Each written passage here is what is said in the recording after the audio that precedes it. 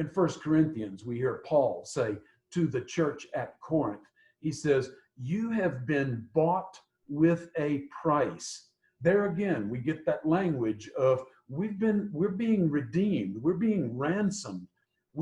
Payment is being made for us to walk as free men, women, and children. And by the way, there's no doubt about it that Paul, living in a Roman world that is rife with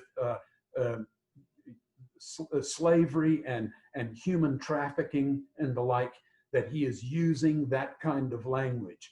Yes, he is influenced by the Hebrew Bible, but he's also using the language of his modern day, of his contemporaries.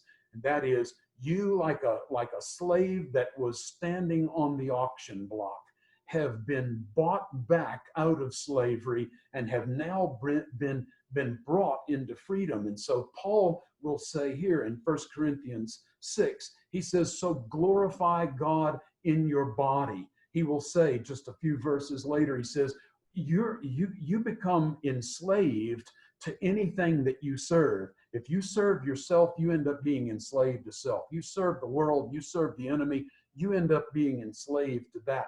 Don't sell yourself too cheaply. You have been bought, he says, with a price. There was a heavy, hefty price paid for your freedom. Make sure that you glorify God in your bodies so that you don't fall enslaved to its lusts, to something that is going to simply end up entrapping and bringing back into slavery, into bondage, the very person that it promised to set free. This is an important point for us. This is a major point.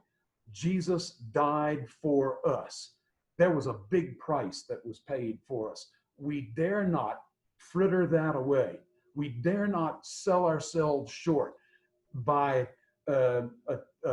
accepting the allure of the world or the temptations of the enemy or even of our own fallen, failing flesh, and end up enslaved by the very things that promise us so much freedom.